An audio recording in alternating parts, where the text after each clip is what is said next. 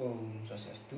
Selamat siang, nama saya Putu Gede Widya Saputra dari kelas 12 IPA 6, nomor absen 29, akan membawakan materi tentang perkembangan politik di masa demokrasi terpimpin. Demokrasi terpimpin adalah sebuah periode politik Indonesia yang ditandai dengan memuncaknya posisi Presiden Soekarno yang didukung oleh TNI dan PKI dalam menggerakkan politik nasional yang menyebabkan arah negara dan kebijakannya selaras dengan ide Soekarno seperti pembebasan paksa Irian Barat, konsepsi nasionalis, agama, komunis diperkenalkan sebagai bentuk penyaluran seluruh ide-ide yang membentuk Indonesia. Indonesia juga condong berhubungan dengan negara-negara baru dan negara-negara komunis. Pengaruh dari tokoh lainnya hampir tidak terlihat karena setiap urusan kenegaraan berada di tangan presiden, yaitu Presiden Soekarno. Masa demokrasi ini ditandai dengan adanya konfrontasi politik dengan berbagai pihak, kekacauan ekonomi yang semakin parah, dan pemusatan kekuatan pada tiga kutub yang saling mempengaruhi, yaitu Soekarno, PKI, dan TNI.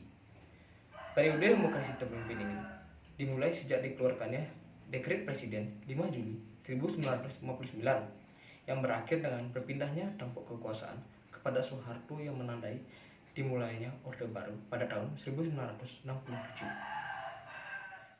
Pembebasan Irian Barat. Latar perjuangan pembebasan Irian Barat dimulai dengan salah satu hasil konferensi meja bundar atau disingkat KMB yang diselenggarakan di Den Haag, Belanda pada tanggal 23 Agustus sampai 2 September 1949 adalah masalah Irian Barat. Dari hasil tersebut ternyata ada perbedaan penafsiran antara Indonesia dan Belanda dalam menghadapi masa Irian Barat. Indonesia menempuh 3 bentuk perjuangan, yaitu diplomasi, konfrontasi, dan politik dan ekonomi. Dan konfrontasi militer.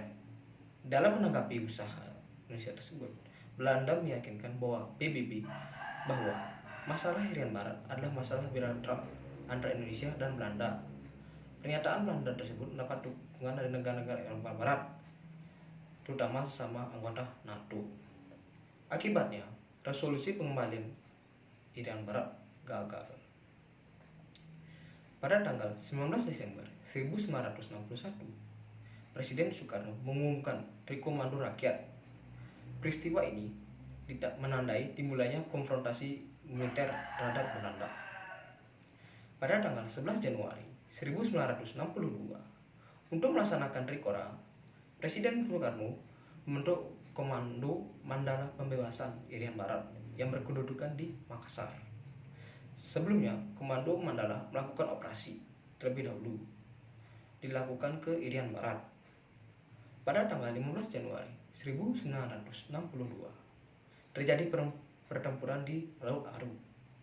Operasi-operasi yang direncanakan Komando Mandala di Irian Barat dibagi dalam 3 fase, yaitu fase infiltrasi atau penyusupan pada sampai akhir 1962. Yang kedua yaitu fase eksploitasi mulai awal 1963, dan ketiga yaitu fase konsolidasi pada awal 1964. Melihat situasi yang genting, akhirnya pada bulan Maret 1962, Amerika Serikat melalui seorang diplomatnya yang bernama Ellsworth Bunker mengajukan usul yang dikenal dengan rencana Bunker. Pihak Republik Indonesia menyambut baik usul Amerika Serikat dan mendapat simpati dari pihak internasional. Belanda tidak membiarkan tanggapan tersebut. Menghadapi sikap Belanda, Komando Mandala mulai bulan Maret sampai Agustus 1962 melakukan serangkaian operasi. Namun operasi ini batal dilaksanakan karena antara Indonesia dan Belanda terjadi persetujuan pada tanggal 15 Agustus 1962. Akhir pembebasan Irian Barat ini berakhir dengan perjuangan yang dilakukan bahasa Indonesia berhasil memaksa Belanda melepaskan Irian Barat kembali ke Republik Indonesia. Pada tanggal 15 Agustus 1962 berhasil ditandatanganinya persetujuan New York antara Republik Indonesia dan Belanda yang disaksikan oleh Sekretaris Jenderal PBB.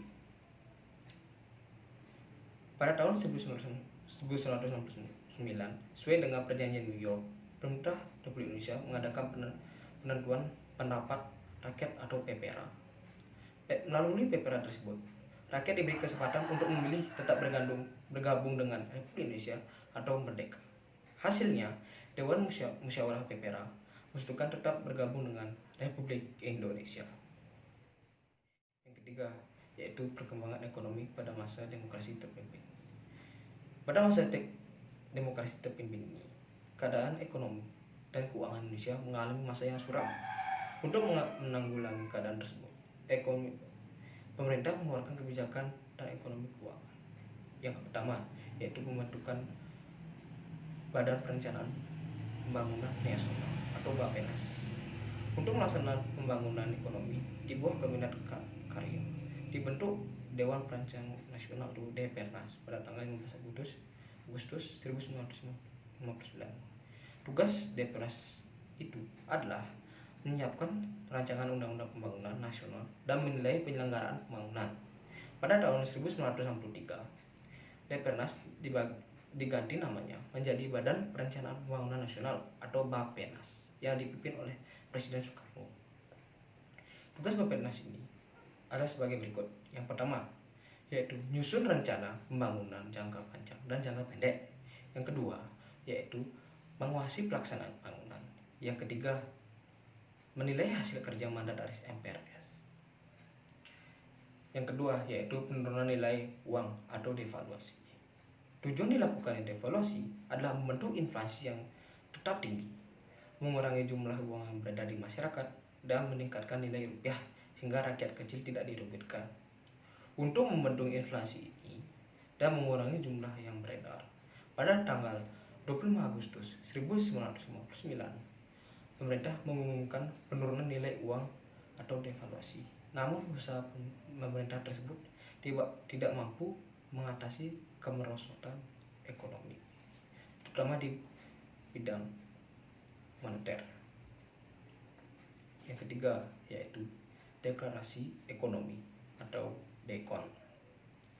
Untuk mengatasi keadaan ekonomi yang semakin suram, pada tanggal 28 Maret 1963 dikeluarkan landasan baru bagi perbaikan ekonomi yang secara menyeluruh, yaitu Deklarasi Ekonomi atau disingkat DEKON.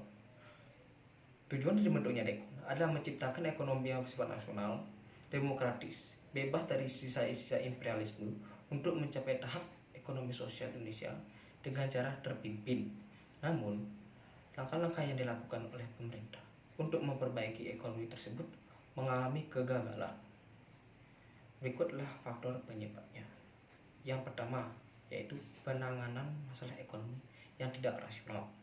Yang kedua, yaitu ekonomi lebih bersifat politik dan tidak ada kontrol dari pemerintah. Yang ketiga, yaitu pengeluaran negara yang cukup besar. Yang keempat, devisa yang semakin meningkat ditutup dengan pencetakan uang yang menyebabkan inflasi semakin membumbung tinggi. Yang terakhir, struktur ekonomi menjurus ke ekonomi etatisme atau semuanya diatur dan dipegang oleh negara. Sekian dari video saya kali ini. Jika ada perkataan atau tindakan yang kurang berkenan di hati Anda, saya mohon maaf sebesar-besarnya. Akhir kata, saya ucapkan terima kasih dengan orang Parma Santi. Om Santi, Santi, Santi.